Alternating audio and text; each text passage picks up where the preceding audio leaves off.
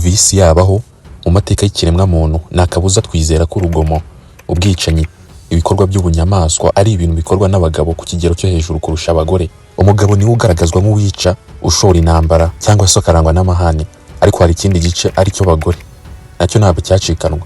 Hari urundi ruhande rw'isi y'abagore bakoze ibyaha biteye ubwoba ku rwego rwatumye amazina yabo yandikwa mu bitabo by'amateka kubera ubugome ndengakamere bari bafite. Mu buryo busanzwe abagore bazwiho kugira umutima woroshye, urugwiro n'impuhwe nyinshi. Kuva umukobwa akiri muto akura agaragazwa nk'umuntu uzi kwita ku bandi ndetse no kubungabunga ubuzima. Agira wumva iyi nkuru ho gato. Mu mwaka wa 2020 hari umunyamakurukazi w'ikirangirire dore ko yakoze ku binyamakuru karundura nka BBC, Wall Street Journal, Bloomberg ndetse n'ibindi. Amazina ye ni Natalia Oweska. Yashyize igitabo hanze yise Ma Woman's Prison. Iki gitabo kirimo ubuhamya bugiye butandukanye bwerekana bamwe mu bagore bijanditse bagakora jenoside yakorewe abatutsi mu mwaka wa 1994. Muri abo bagore harimo abagendanaga n'ibitero bigiye kwica maze nabo bakarangira bishe. Ubwo iki gitabo cyasohokaga hagana tariki 17 Werurwe 2020 ku masaha yo ku gicamunsi saa 7 z'amanywa, urukiko rw'ibanze rwa Nyarugenge rwakatiye igifungo cy'imyaka 25 abakobwa batandatu nyuma yuko bahamijwe ibyaha birimo no kwangiza imyanya myibarukiro y'umukobwa wari inshuti nabo. Nyuma y'igihe kitari kinini ku itariki 12 Gicurasi 2023 urukiko rwisumbuye rwa Nyarugenge rwahanishije uwitwa Mutatsineza Assumpta igihano cya burundu nyuma yuko ahamijwe icyaha cyo kwica uwitwa Theogene wari umugabo we. Ni icyaha atakoze wenyine gusa bari bafatanyije bose dore ko ari abagabo bane bose bahawe igihano kimwe. Kandi ubwo mwibagiye inkuru yitwa Marie Chantal Mukanzaburishimana wakatiwe gufungwa burundu nyuma yo guhamwa n'icyaha cyo kwica umwana muto w'imyaka 5 yari abereye mukase. Icyo kibondo cyitwaga Akeza Elisia. Yewe menya babagabo twahereyeho tuvuga uti bagira amahane twabeshye di. Inkuru n'izi z'abagore babaye amabandi ndetse bagakora ibyaha nk'iby'abagabo hirya no hino ku isi ni nyinshi ku buryo ugiye kuzivuga utazibara ngo zirangize. Dore ko hari n'amagereza yihariye yahariwe abagore yaba mu Rwanda ndetse n'ahandi hose ku isi. Ibi bivuze ko abagore nabo batahejwe mu gukora amahano kubera ko nabo amashene barayarya cyane. Ibi ntabwo biri mu Rwanda gusa ahubwo biri muri Afrika ndetse n'isi yose muri rusange. Gusa muri gereza ntabwo ari ahantu wakifuriza uwawe kujya kubera ko kubaho muri zimwe muri izi gereza birenze igihano cyo kuba wapfa. Haba yirica rubozo riri ku rwego rwo hejuru. Tudatinze rero mu makanya hano mbagezeho zimwe muri gereza zihariye dore ko iyo bigeze ku bugome n'indengakamere uzisanga ku rwego rwo hejuru. Aha amahirwe yo kuba wahapfira aba ariyo menshi kurusha kubaho, aho umubiri ugushiraho ureba gusa ntacyo wabikoraho. Murakaza neza muri iki cyegeranyo kidasanzwe. Niba ukunda inkuru z'amateka y'ukuri, amabanga yihishe inyuma ya gereza zikomeye ndetse n'isesengura ryimbitse ku miterere y'abantu bageze ku rwego rwo kwiheba, uyu mwanya ni uwawe. Mbahaye ikaze. Munyemerere duhere ku mwanya wa 5 tumanuka kugeza ku mwanya wa mbere, aho ku mwanya wa mbere turibuze kuhasanga gereza iri bugutangaze. Turahera kuri gereza yitwa Ruzira Women's Prison. Ruzira Women's Prison iyi ni imwe muri gereza zikomeye cyane z'abagore muri Uganda. Iherereye mu gace ka Ruzira umurwa mukuru wa Kampala. Iyi gereza iri mu gice cya gereza nini ya maximum security izwi cyane muri icyo gihugu. Ifungiyemo abarenga 38% y'abagore bose bafunzwe muri Uganda. Harimo abategereje kuburana ndetse n'abamaze gukatirwa ibihano bitandukanye. Mu myaka ishize iyi gereza yakunze guhura n'ikibazo cy'ubucucike bwinshi. Ari nayo mpamvu mu mwaka wa 2026 hatangijwe inyubako nshya izigamije kugabanya ubwinshi bw'ifungwa. Nubwo Ruzira Women's Prison ivugwaho gahunda zo gufasha abagore mu gusubira mu buzima busanzwe, hari n'ibibazo bikomeye byagiye bivugwa kuri iyi gereza ndetse no muri system ya gereza muri Uganda muri rusange. Ikibazo cya mbere gikomeye ni ubucucike bukabije. Amagereza menshi muri Uganda yakira imfungwa zirenga ubushobozi bwayo inshuro zikubye ebyiri. Urugero, gereza ya Ruzira yubakiye kwakira abantu bagera ku 1700 gusa, ariko hari igihe usanga harimo hafi imfungwa 8,000. Ibi bituma ubuzima bwo muri gereza burushaho gukomera cyane. Ubu bucucike kandi bitera kandi ibibazo bikomeye by'isuku n'ubuzima. Imfungwa nyinshi ziryama zegeranye cyane, ibintu byorohereza indwara zandura gukwirakwira vuba. Hari n'abasobanura imibereho yo muri iyi gereza nk'itesha umuntu agaciro kubera uburyo ubuzima bwayo bugora, umunaniro wo mu mutwe ndetse n'icyizere gicyo kubafungwa bamwe na bamwe. Ikindi kibazo gikomeye ni uko hari abagore benshi bamara igihe kinini barafunzwe batarakatirwa n'inkiko. Ibi bituma bamara imyaka baratandukanyijwe n'imiryango yabo ndetse n'abana babo, bamwe batarabonerwa icyaha bakoze ngo kibahame. Ku rundi ruhande rw'imitekerereze, benshi mu bafungwa bahura n'ihungabana rikomeye ryo mu mutwe, kwiheba no guhangayikishwa n'ahazaza habo, cyane cyane abafite imanza zitinda kurangira cyangwa bafite ubuzima bugoye imbere muri gereza. Ku mwanya wa 4 turasanga Langata Women's Prison. Iyi ni imwe muri gereza zikomeye kandi zizwi cyane z'abagore muri igihugu cy'abaturanyi cya Kenya. Iherereye mu murwa mukuru wa Nairobi. Yashinzwe mu myaka ya za 60. Yashinzwe hagamijwe gufungwa ndetse no kugorora abagore bakoze ibyaha bitandukanye. Iyi gereza ikora nk'ahantu hafungirwa abagore bafite ibyaha bikomeye ariko kandi ikanibanda cyane kubafasha kongera kwiyubaka ndetse no gusubira mu buzima busanzwe nyuma yo kurangiza ibihano byabo. Kimwe mu bibazo bikomeye ni isuku nke n'umwanda ukabije, aho imfungwa zikoresha indobo nk'ubwiherero zikabikorera imbere y'ibyumba zifungiyemo, kandi izo ndobo nazo zikamara iminsi zitarajugunywa. Ibi bituma umwanda n'impumuro mbi bikwira hose, ibintu bishobora guteza indwara zitandukanye. Ku mwanya wa gatatu turasanga gereza yitwa Chikurubi Female Prison. Iyi ni gereza y'abagore ifite umutekano ukomeye cyane, iherereye mu murwa mukuru wa Harare muri Zimbabwe. Yashinzwe mu myaka y'1967 hagamijwe gufungira abagore bakoze ibyaha bikomeye, harimo n'abakatiwe kubera urugomo n'ibindi byaha bikomeye.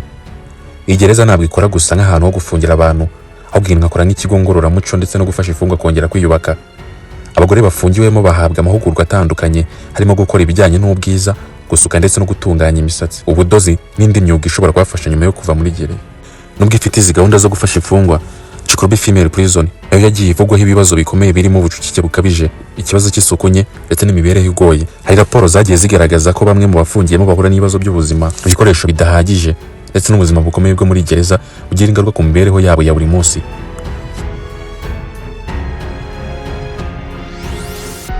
Gereza iri ku mwanya wa kabiri ni yiswe Portsmouth Prison.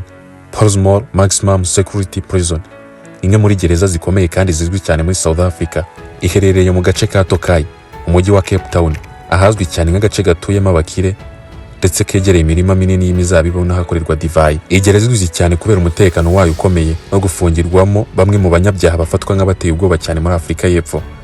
Mu myaka ishize yabaye gereza imwe mu magereza yavuzweho cyane kubera uburemere bw'ibyaha by'abayifungiyemo. Nubwo ari ahantu hasa neza hanze yayo, imbere muri Portsmouth Maximum Security Prison havuga ubuzima bukomeye cyane ikibazo cy'ubucucike bukabije. Hari umubare w'imfungwa urenga ubushobozi gereza yakabaye yakira, ibintu bituma imibereho y'imfungwa irushaho kugorana.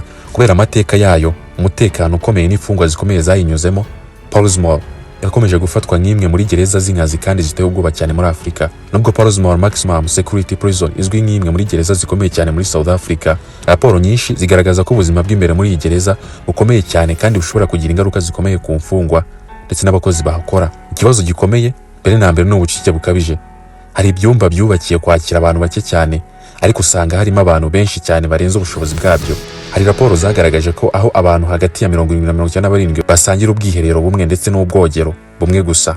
Bamwe mu bafungwa baryama hasi kubera kubura ibitanda. Ubucucike kandi bwateje ibindi bibazo bikomeye by'ubuzima ndetse n'indwara.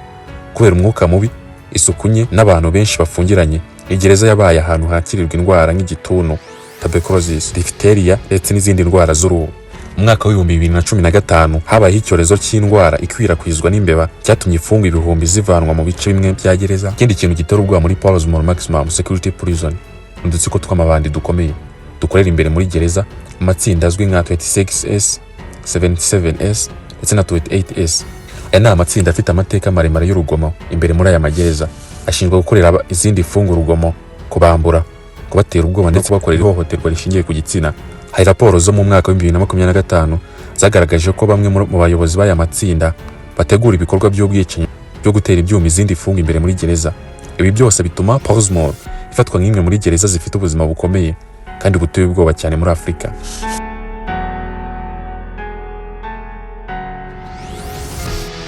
Mu gusoza tujye kuri gereza ya mbere yitwa Boys Prison.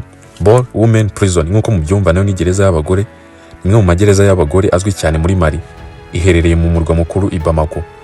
Iyi gereza ikunze kuvugwa nka kimwe mu magereza make.